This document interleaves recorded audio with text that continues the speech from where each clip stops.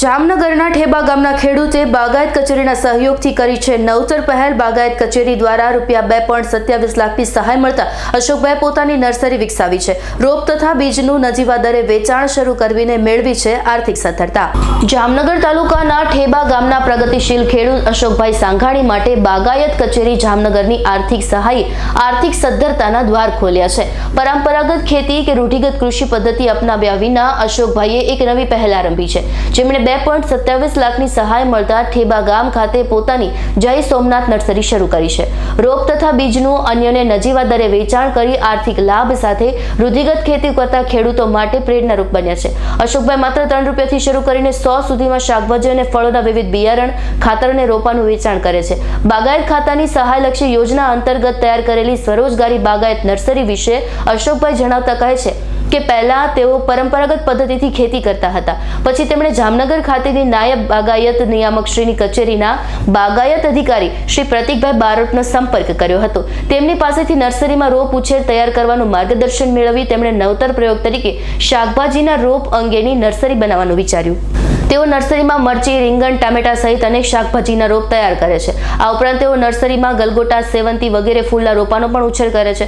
નર્સરીમાં સીતાફળ, આંબા, જામનગર, નાળિયેર જેવા ફળ પાકની કલમોનો પણ ઉછેર કરે છે। અશોકભાઈ હર્ષની લાગણી અનુભવતા જણાવે છે કે રોપનો પહેલા પરંપરાગત પદ્ધતિથી ઉછેર કરવામાં ઉગવાનો દર, જગ્યા, નિંદામણ, જીવાત, છોડનો વિકાસ, વરસાદ, પવન તેમજ પ્રાણીઓથી રોપને નુકસાન થતું હતું, જ્યારે નર્સરીમાં વીડમેટ અને પ્લગ ટ્રેમાં રોપ ઉછેરવાથી ઉપરોક્ત તમામ પ્રકારના નુકસાનથી બચી શકાય છે। બિયારણ ઉગવાનો દર સારો રહે છે અને ખર્ચ પણ ઓછો આવે છે।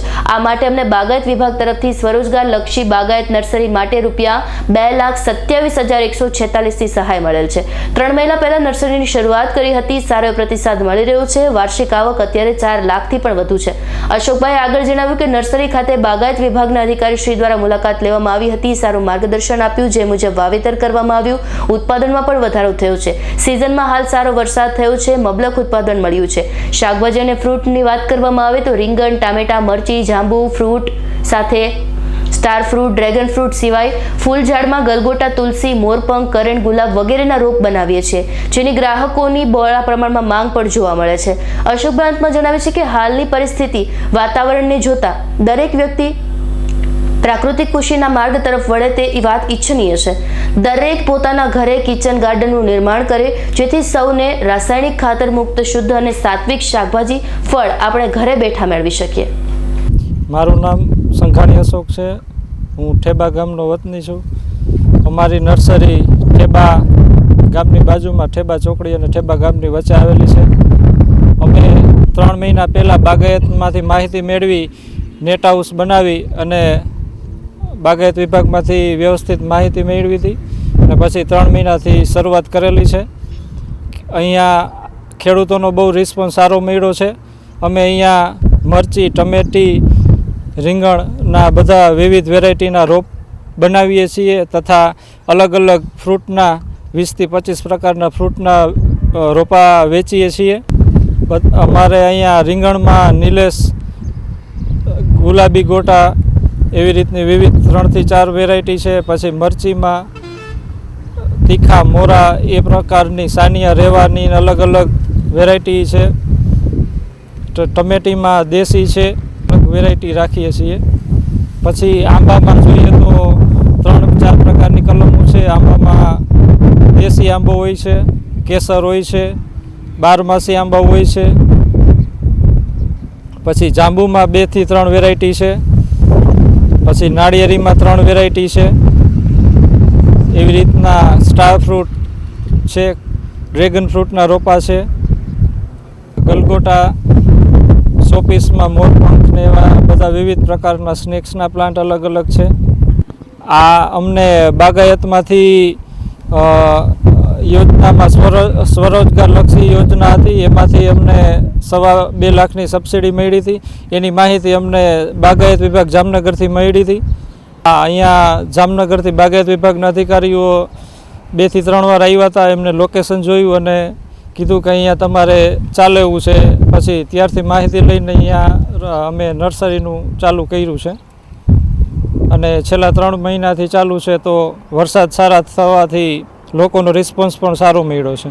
વેચાણ કિંમત ફ્રૂટમાં 100થી શરૂઆત કરીને 1000 સુધી હોય છે. અલગ અલગ બહારના રોપા હોય તો તેમની કિંમત વધારે હોય છે. પછી આ બકાલામાં અમે 3 રૂપિયા પર પીસમાં વેચાણ કરીએ છીએ. જે કોઈને વધારે ક્વોન્ટિટીમાં જોતું હોય તો એમાં ભાવ કરી આપીએ છીએ.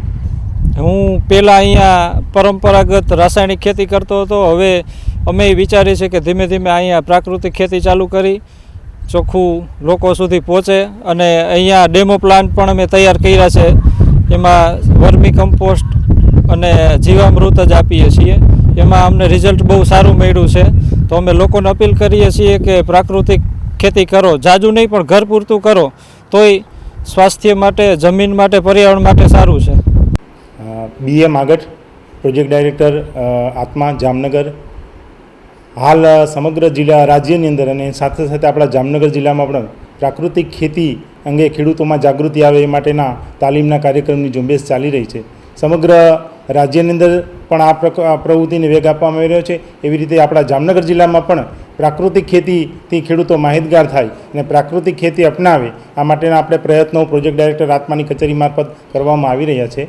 અનેક ખેડૂતો આ પ્રાકૃતિક ખેતીની તાલીમમાં ભાગ રહ્યા છે અને એના આયામો જીવામૃત, ઘન જીવામૃત, બીજામૃત વાપરતા થયા છે.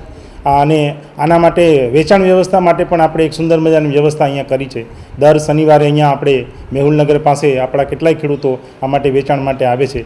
આપણી નજીકમાં જે અહીંયા ઠેબા ગામ છે ત્યાંના આપણા દિલીપભાઈ અને એમના પુત્ર આ પ્રાકૃતિક ખેતી ખૂબ સારી રીતે કરી રહ્યા છે.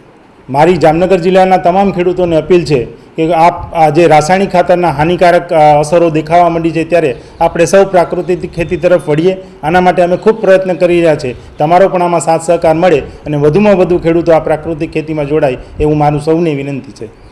Harshal Khandediya, S9 news, Jamnagar. અમારી તમામ માહિતીથી અપડેટ રહેવા માટે જોડાયેલા રહો S9 ન્યૂઝ સાથે.